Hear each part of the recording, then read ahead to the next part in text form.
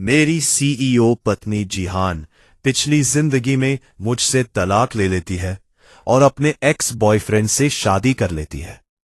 वो मुझसे प्यार नहीं करती थी, लेकिन मैं उससे बहुत प्यार करता था। मैं उसकी कंपनी में उसी के ऑफिस में काम करने लगता हूं। जब भी उसे कोई परेशानी होती तो सबसे पहले मैं ही सामने आता। चाहे कंपनी के शेयर गिर रहे हो, कोई तकनीकी समस्या हो, प्रेजेंटेशन हो या कोई और दिक्कत, मैं ही सब ठीक करता था। लेकिन वो मेरी जगह अपने एक्स बॉयफ्रेंड की तारीफ करती थी। उसका एक्स बॉयफ्रेंड मेरा सारा क्रेडिट ले लेता था और जिहान उसे गिफ्ट में किस करती थी। मैं उसके पीछे कुत्ते की तरह लगा रहता था। जब वो दोनों साथ में होते या करीब होते तो मैं चुपचाप वहां से चला जाता था। ये सब मैं सिर्फ इसलिए करता था कि वो मेरी तरफ एक बार मुस्कुरा दे। उसकी एक मुस्कान से ही मैं पागल हो जाता था। उसकी खुशी के लिए ही मैंने तलाक के कागजों पर साइन कर दिए थे। लेकिन एक दिन उसके मैंशन में आग लग जाती है और कुछ ही पलों में आग बहुत फैल जाती है। मैं सभी लोगों को बाहर निकालता हूं, घर के नौकर चाकरों को भी, और फायर ब्रिगेड को कॉल करता हूं। तभी एक नौकर बताता है कि मैडम और नए सर अभी भी अंदर हैं। ये सुनकर मैं चौंक जाता हूं और उन्हें बचाने के लिए अंदर चला जाता हूं। वो दोनों अंदर फंसे होते हैं। मैं जिहान के कमरे की तरफ जाता हूं। दरवाजा जल रहा होता है तो मैं उसे लात मारकर तोड़ता हूं और अंदर जाकर उसे बाहर कॉरिडोर में ले आता हूं। लेकिन बाहर आते ही वो अपने एक्स बॉयफ्रेंड को ढूंढने चली जाती है और मैं अभी भी कमरे में ही होता हूं। तभी एक जलती हुई बुक शेल्फ मेरे ऊपर गिर जाती है और मैं उसके नीचे दबकर जलकर मर जाता हूं। वो बिना पीछे देखे अपने बॉयफ्रेंड को ढूंढने चली जाती है। उसे हल्की चोट लगी होती है और जिहान उसके इलाज के लिए पूरा अस्पताल बुक कर लेती है। वो मेरे अंतिम संस्कार में भी नहीं आती। जब मेरी आंखें खुलती है तो मैं फिर से पिछले समय में जन्म ले चुका होता हूं। मेरे सामने मेरी पत्नी जिहान तलाक के कागज लेकर खड़ी होती है। मैं समझ जाता हूं कि आगे क्या होने वाला है, क्योंकि मैं ये सब पहले जी चुका हूं। वो मेरे सामने तलाक के कागज फेंकते हुए कहती है, इस पर साइन करो, मुझे तुम्हारे साथ नहीं रहना। जिहान सोच रही होती है कि मैं हंगामा करूंगा, लेकिन उसे नहीं पता था कि मैं चुपचाप साइन कर दूंगा। मैं अपनी जेब से पेन निकालता हूं और तलाक के कागजों पर साइन कर देता हूं। मेरा ठंडा और शांत रवैया देखकर वो हैरान और स्तब्ध रह जाती है। मैं उठता हूं, अपनी बॉडी को स्ट्रेच करता हूं और मैंशन से बाहर निकलने लगता हूं।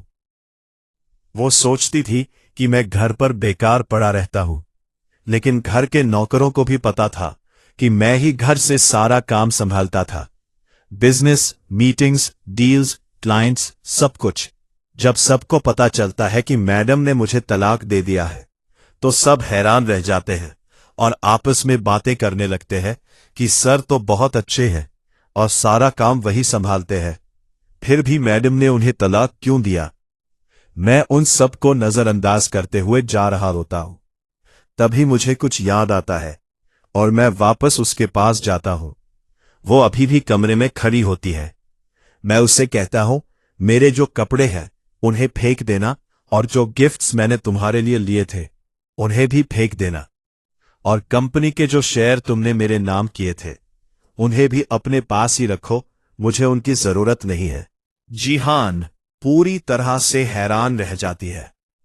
मैं कमरे से निकलने लगता हूं, तभी वो कहती है, ठीक है, लेकिन बाद में मेरे पास मत आना, कुत्ते की तरह पीछे मत घूमना। मैं उसकी बातों को पूरी तरह नजरअंदाज करते हुए मैंशन से बाहर निकल जाता हूं। मैं सोचता हूं कि अगर मैं पहले वाला होता तो अब तक उसके पीछे भाग रहा होता।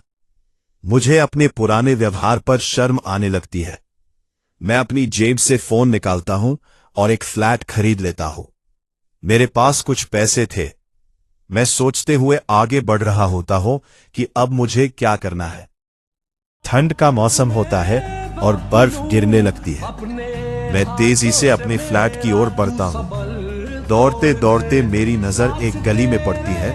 वहां सफेद बालों वाली एक युवा महिला और उसकी एक प्यारी सी बेटी गली के कोने में बैठी होती है। उसकी माँ अपनी बेटी को अपनी गोद में अपने आंचल में लेकर ठंड से बचा रही होती है, लेकिन उसने खुद ठीक से कपड़े नहीं पहने होते। उसके कपड़े फटे हुए होते हैं और उसकी बॉडी पर मारपीट के निशान होते हैं। ये सब देखकर ऐसा लगता है जैसे मेरे शरीर से आत्मा ही निकल गई हो, मानो किसी ने उसमें 20-30 तलवारें घोंप दी हो। मैं सोचता हूं, कोई इतना बेरहम और घटिया इंसान कैसे हो सकता है जो इतनी प्यारी बेटी और इतनी अच्छी पत्नी को इस तरह मार सके। मेरी आंखों से आंसू निकल आते हैं। तभी मैं देखता हूं कि ठंड की वजह से मां और बेटी दोनों बेहोश हो चुकी है और उनकी बॉडी कांप रही है। मेरा शरीर अपने आप हरकत करने लगता है। मैं दोनों को अपनी गोद में उठाता हूं। जैसे ही मैं उन्हें पकड़ता हूं, मेरे शरीर की गर्मी से उनका कांपना थोड़ा कम हो जाता है। मैं उन्हें अपने फ्लैट में ले आता हूं। मैं इस फ्लैट में पहली बार आया होता हूं, बस इसकी तस्वीरें ही देखी थी। जैसे ही अंदर आता हूं, फ्लैट तस्वीरों से भी ज्यादा अच्छा लगता है। मैं जल्दी से उन्हें बेडरूम में ले जाकर बिस्तर पर लिटा देता हूं, हीटर चला देता हूं और उनके ऊपर कंबल उड़ा देता हूं। फ्लैट में खाने पीने के लिए कुछ नहीं होता, इसलिए मैं उन्हें सोता छोड़कर सामान लेने चला जाता हूं। कुछ देर बाद मैं किचन का सारा सामान लेकर वापस आता हूं। देखता हूं कि वे दोनों अभी भी सो रही हैं, जैसे कई रातों से सोई न हो। मैं उन्हें सोने देता हूं और किचन में खाना बनाने लगता हूं। मुझे खुद नहीं पता कि मैं ये सब क्यों कर रहा हूं, बस मेरे हाथ अपने आप चल रहे होते हैं। खाना बनाना मुझे पहले से आता था। मैं ही रोज सुबह जिहान के लिए नाश्ता बनाता था। मेरा खाना बनकर तैयार हो जाता है। तभी खाने की आवाज से माँ और बेटी दोनों उठ जाती हैं। वे इधर उधर देखती है। हम कहाँ आ गए? मम्मा, ये जगह कितनी अच्छी है, ये बेड कितना सॉफ्ट है और ये कमरा कितना गर्म है। उन्हें बाहर से कुछ आवाजें सुनाई देती है। माँ अपनी बेटी को पीछे करती है और दरवाजा खोलती है। सामने मैं टेबल पर खाना लगा रहा होता हूं। मैं कहता हूं, आप दोनों मेरे शोर से उठ गई? वो पूछती है, आप कौन हैं और मैं यहां कैसे आई? मैं हल्की सी ठंडी सांस लेकर कहता हूं, आप दोनों सड़क पर गली के बाहर बैठी थी, फिर बेहोश हो गए। आपने गर्म कपड़े भी नहीं पहने थे और ठंड से कांप रही थी। मैं घर जा रहा था, आपको इस हालत में देख नहीं पाया, इसलिए आपको यहां ले आया। और माफ कीजिए, आपको उठाते समय मुझे आपको छूना पड़ा।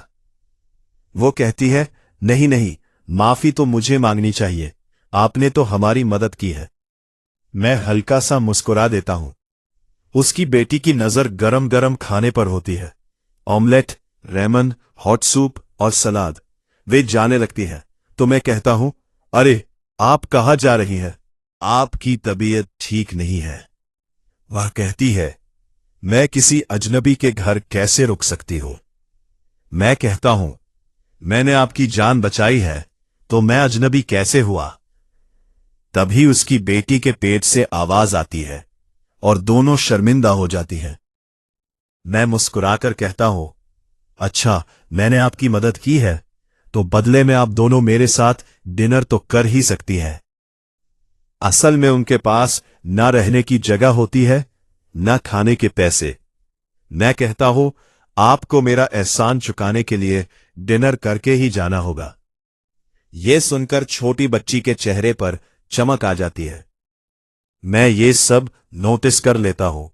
उन्होंने 3 दिनों से कुछ नहीं खाया था। वह कहती है, ठीक है, आपका शुक्रिया।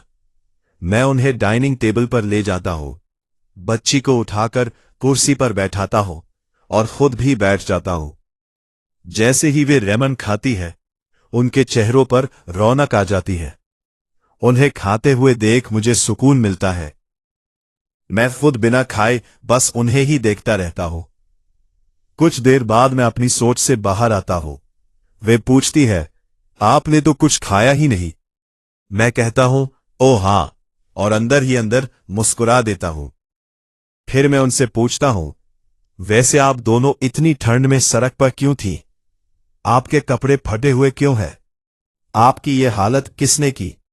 आपकी गर्दन पर ये चोट के निशान कैसे है? और आपके पति कहाँ है? यह सुनते ही बच्ची कांपने लगती है। उसके हाथ से चॉपस्टिक्स गिर जाती है और मां के मुंह में खाना अटक जाता है। मैं तुरंत उठकर उसे पानी देता हूं। वो पानी पीती है। मैं सोचता हूं, इसके साथ जरूर कुछ बहुत बुरा हुआ है। मैं कुर्सी पर बैठकर कहता हूं, आप मेरे सामने हैं, मुझे बता सकती है कि आपके साथ क्या हुआ? वो कांपते हुए, हकलाते हुए बोलने लगती है। फिर मैं कहता हूं, अगर नहीं बताना चाहती तो मत बताइए। वह कहती है, मेरा एक पति भी था। उसकी कंपनी डूब गई और अपनी गलती मानने की बजाय उसने मुझे और मेरी बेटी को ही मनहूस समझना शुरू कर दिया। वह रोज शराब पीकर आता और हम दोनों को मारता था। मैं किसी तरह अपनी बेटी को तो बचा लेती थी, लेकिन वह मुझे बहुत मारता था। मैं घर छोड़कर कहीं जा भी नहीं सकती थी, क्योंकि मेरा कोई रिश्तेदार नहीं है। बस माँ बाप थे, वे भी गुजर गए। अब हमारे पास रहने की कोई जगह भी नहीं थी। उसने मेरे छुपाए हुए पैसों से भी शराब पी ली। घर में न पैसे बचे थे, न खाने को कुछ था। जब सारे पैसे खत्म हो गए तो वह मुझसे पैसे मांगता। मेरे पास अपनी बेटी के खाने के लिए भी पैसे नहीं थे, तो वह मुझे बहुत मारता। एक दिन वह घर आया और तलाक के कागज लाकर बोला, इस पर साइन कर, मेरी एक दोस्त है, मैं उससे शादी करूंगा, वह मुझे पैसे देगी। मैंने कहा, मैं साइन नहीं करूंगी, मैं और मेरी बेटी कहाँ जाएंगे? वह बोला, मुझे कुछ नहीं पता। फिर कहने लगा, जब तक तू साइन नहीं करेगी मैं तेरी इस बेटी को मारूंगा। मैं कहता हूं, बस बस, मुझे आगे कुछ नहीं जानना। मेरी आंखें लाल हो जाती हैं। मैं सोचता हूं, अगर वह आदमी मुझे मिल गया तो मैं उसे छोड़े बिना नहीं जाऊंगा, चाहे कुछ भी हो जाए। तभी मुझे बच्ची के रोने की आवाज आती है। मैं ऊपर देखता हूं, वह बेहोश हो गई होती है। मैं बच्ची से कहता हूं, अरे बेटा, रोना बंद करो, तुम्हारी मां को कुछ नहीं हुआ, वो बस सो गई है। लेकिन सच तो ये होता है कि वह कमजोरी की वजह से बेहोश हो गई थी। मैं उसे उठाकर बेडरूम में ले जाता हूं, बिस्तर पर लिटाता हूं और कंबल ओढ़ा देता हूं। फिर बच्ची से कहता हूं, तुम्हारी मां बस अब ठीक हो जाएगी, थक गई है, सो रही है, बहुत देर हो गई है, तुम भी सो जाओ। बच्चों को इतनी देर तक नहीं जागना चाहिए। वो अपने आंसू पोंछती है। मैं उसे उसकी मां के पास सुला देता हूं और उसे एक कहानी सुनाने लगता हूं।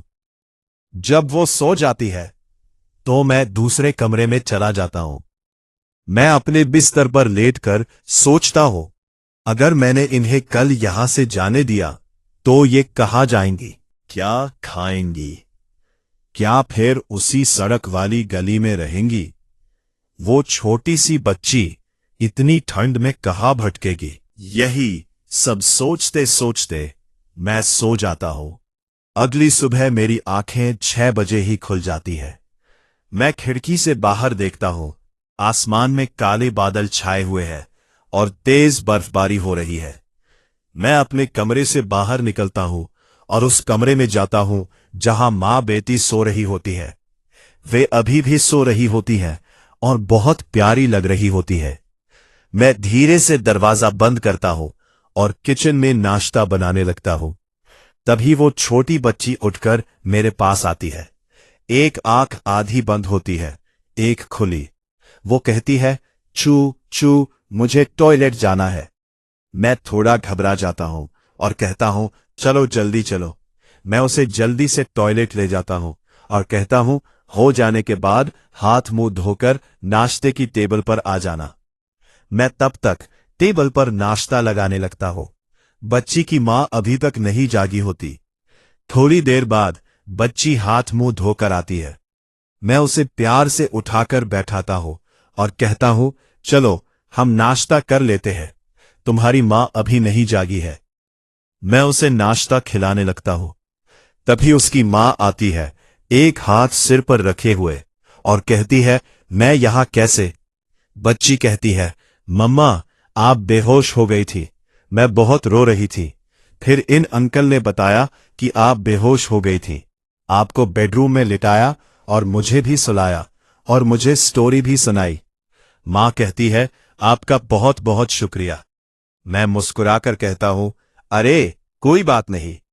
वो कहती है, बेटा जीएन चलो। यह सुनकर मैं अचानक शॉक और सन्न रह जाता हूं।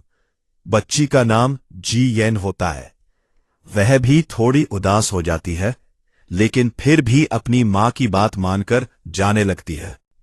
जब मैं होश में आता हूं, तब तक वे लोग दरवाजे तक पहुंच चुके होते हैं। मैं जल्दी से उनके पीछे भागता हूं और पीछे से आवाज लगाता हूं, रुको। मैं कहता हूं, जब आपके पति ने आपको तलाक दे दिया है और आपके पास रहने की कोई जगह नहीं है, तो आप इतनी बर्फबारी में कहां जाएंगी?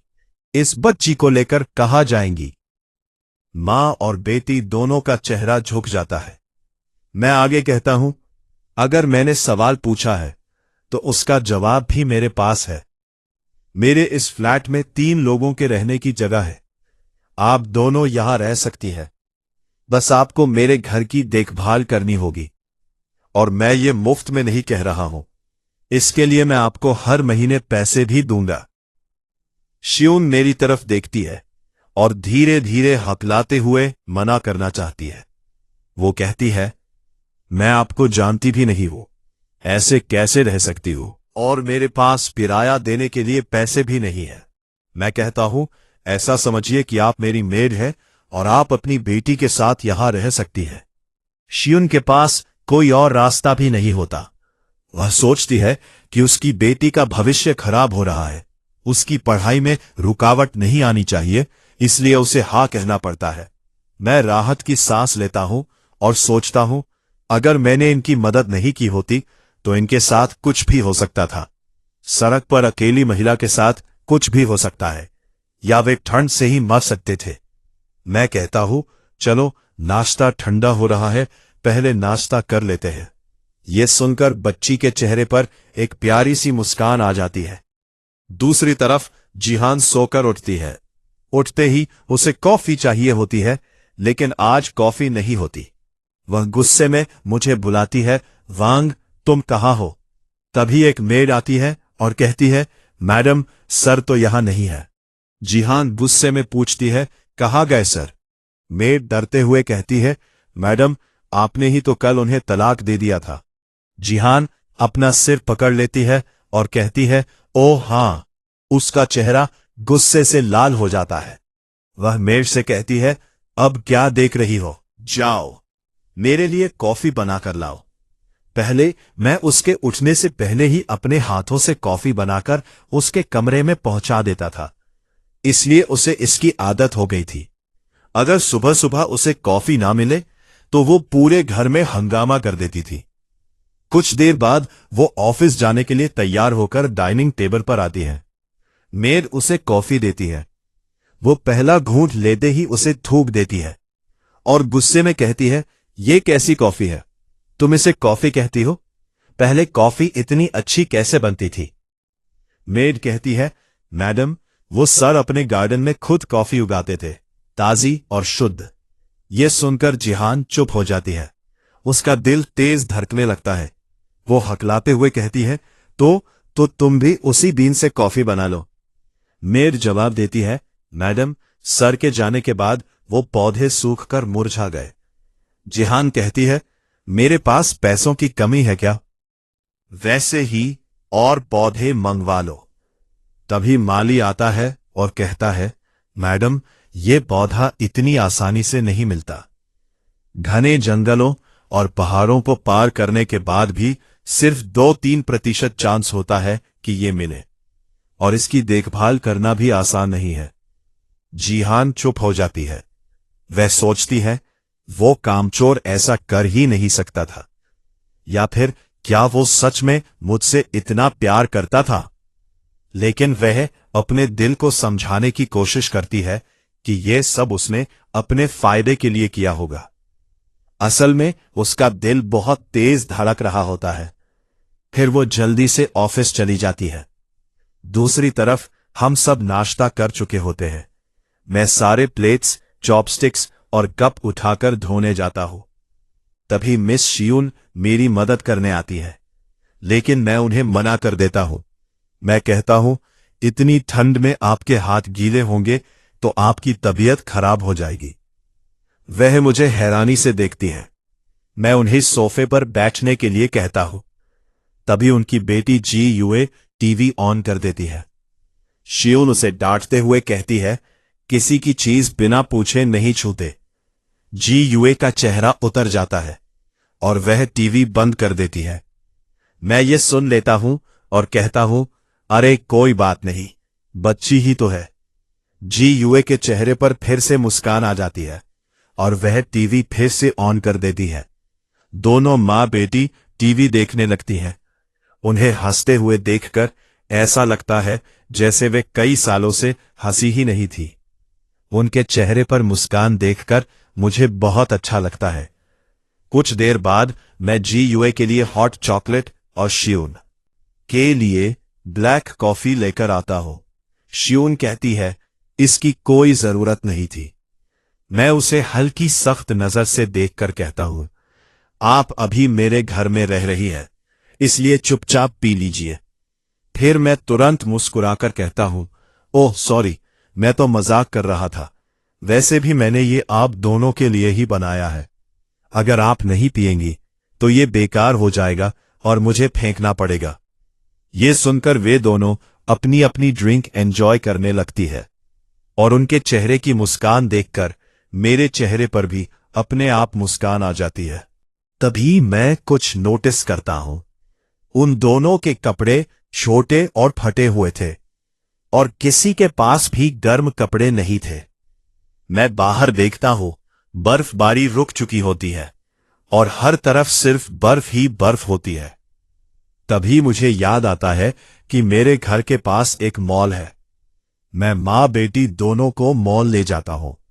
मॉल अंदर से गर्म होता है क्योंकि वहां हीटर चल रहा होता है।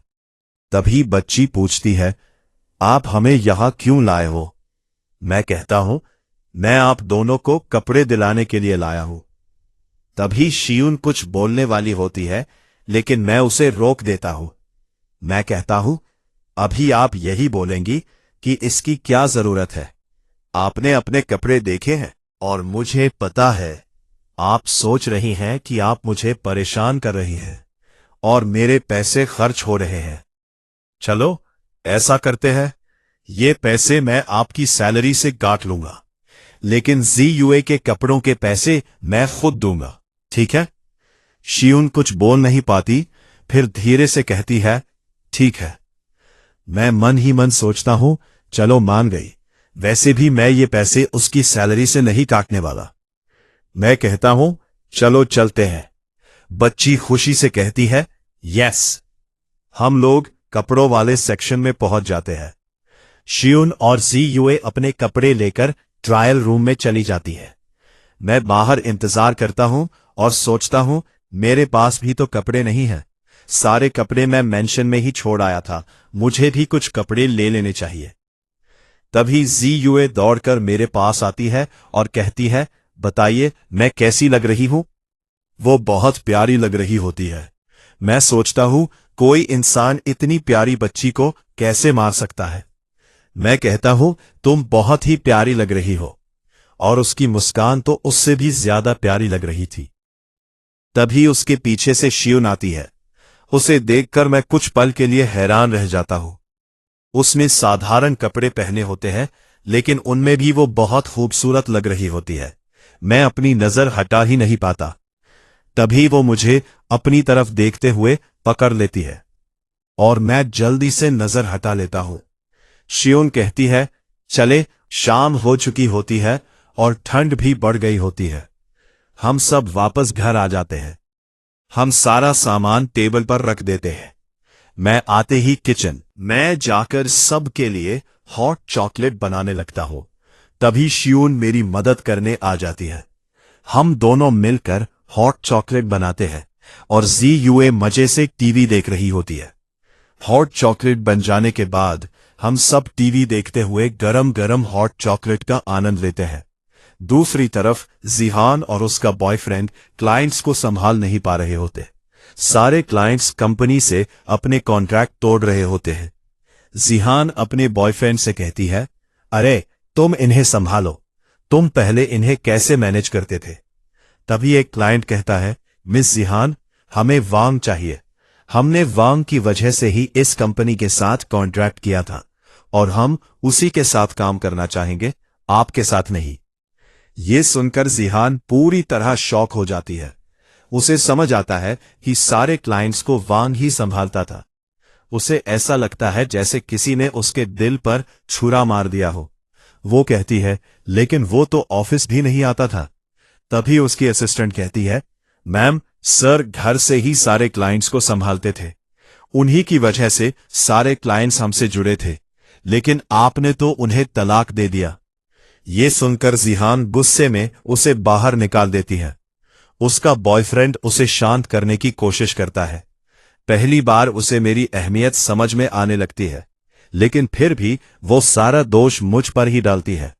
ये सब उसी ने किया होगा। मैंने उसे तलाक दिया, इसलिए वो ऐसा कर रहा है। उसकी सोच अब भी नहीं बदली होती। दूसरी तरफ मैं अपनी खुद की कंपनी शुरू करने के बारे में सोचता हूं, क्योंकि मुझे पता था कि आने वाले समय में किस चीज की ज्यादा डिमांड होगी, कौन सी चीजें ज्यादा इस्तेमाल होंगी और किन कंपनियों के शेयर बढ़ेंगे, क्योंकि मैं भविष्य देख चुका था। शियून और जी युआ दूसरे कमरे में सो रहे होते हैं। मैं अपना लैपटॉप निकालता हूं और अपने प्रोजेक्ट की सारी फाइलें, डॉक्यूमेंट्स और प्लान्स बनाने लगता हूं। मैं यह भी तय करता हूं कि किन कंपनियों के शेयर बढ़ेंगे। फिर मैं सो जाता हूं। अगले दिन मैं अपने कॉलेज के दोस्त से एक कैफे में मिलता हूं। वो बेरोजगार होता है, लेकिन बहुत होशियार होता है। मैं उसे अपना प्लान समझाता हूं और वो उसे समझ जाता है।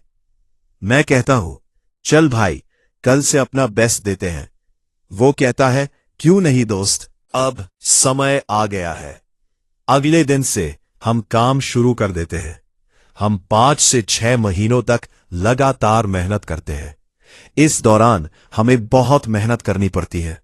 इन्वेस्टर्स को समझाना, क्लाइंट्स को संभालना, कंपनी के शेयर बढ़ाना और कंपनी को ऊपर ले जाना। मैं रात के 3 से 4 बजे तक काम करता था और ऐसा नहीं था कि मेरा दोस्त काम नहीं करता था। वो बाहर के सारे काम संभालता था और मेरे साथ मिलकर क्लाइंट्स को भी मैनेज करता था। वह भी रात के 2-3 बजे तक जागता था, बल्कि शायद मुझसे भी ज्यादा मेहनत करता था। ऐसे ही एक दिन मैं रात के 2 बजे तक काम कर रहा था। तभी शियून की नींद टूट जाती है। वो टॉयलेट जाने के लिए उठती है और दरवाजे के कोने से देखती है कि मैं अभी भी काम में लगा हुआ हूं। मैं काम में इतना डूबा होता हूं कि उसे नोटिस ही नहीं कर पाता। वो मुझे देखकर मुस्कुराती है और धीरे धीरे कंफल और देखती है, अपने कमरे में चली जाती है। अगली सुबह जब मैं उठता तो अपने ऊपर कंबल देखकर मुस्कुरा देता और समझ जाता कि ये किसने किया है। इन महीनों में हम एक दूसरे के साथ थोड़ा कंफर्टेबल हो गए थे। मैंने जीयूए का स्कूल में एडमिशन भी करवा दिया था ताकि उसकी पढ़ाई में कोई दिक्कत ना हो। शियून सुबह नाश्ता बना देती थी, जीयूए को उठाकर स्कूल भेजती थी। फिर मैं उठता, हम दोनों नाश्ता करते और मैं फ्रेश होकर अपने काम में लग जाता। दूसरी तरफ शियून भी घर के कामों में लग जाती। बर्तन धोना, टेबल साफ करना, खिड़कियां साफ करना, कपड़े धोना, वो भी बहुत मेहनत करती थी। मैं रोज शाम को जीयूए के साथ खेलता था, क्योंकि मैं सारा काम घर से ही करता था, इसलिए उसके लिए समय निकाल लेता था। और रविवार को मैं शियून और जीयूए दोनों को घुमाने भी ले जाता था। अब माँ बेटी दोनों की जिंदगी धीरे धीरे सुधर रही थी और मेरी कंपनी भी धीरे धीरे टॉप पर पहुंचने लगी थी। अब हर बड़ी कंपनी हमारे साथ काम करना चाहती थी, लेकिन मैं अब भी सारा काम घर बैठकर ही संभालता था। ऑफिस में सारे वर्कर्स को मेरा दोस्त संभालता था।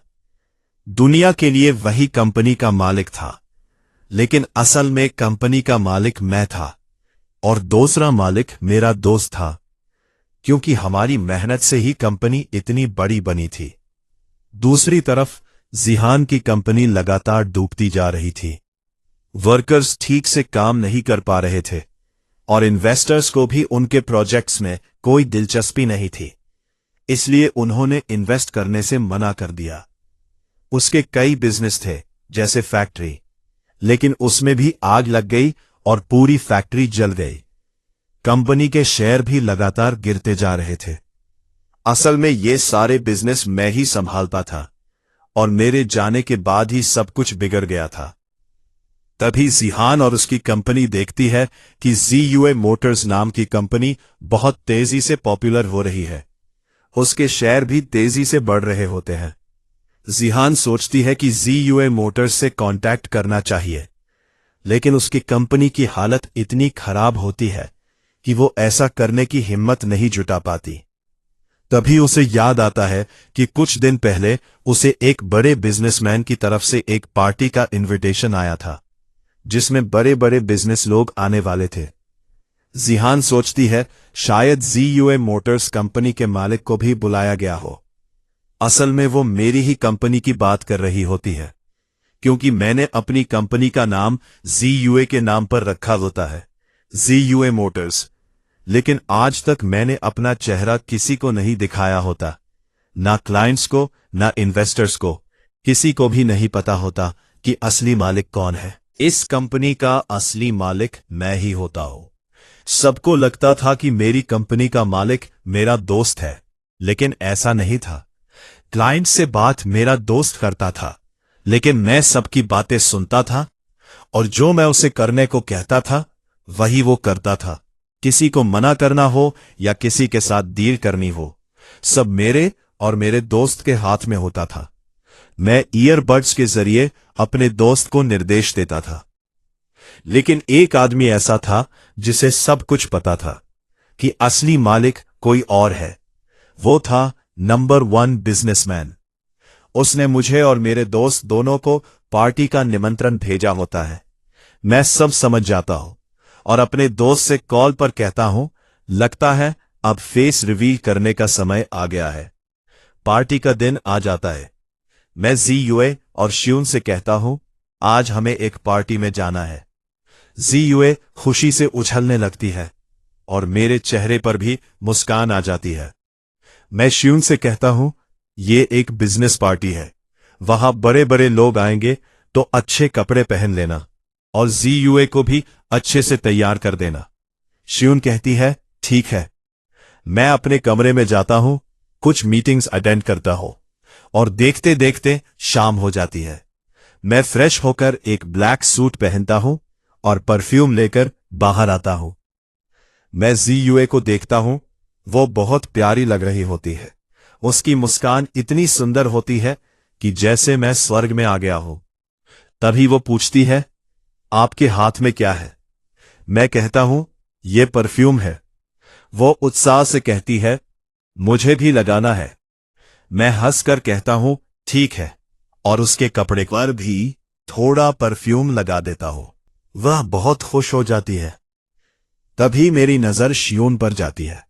वह भी बहुत सुंदर लग रही होती है। उसे देखकर मैं थोड़ा शर्मा जाता हूं और कहता हूं, अरे तुमने तो कुछ नहीं लगाया।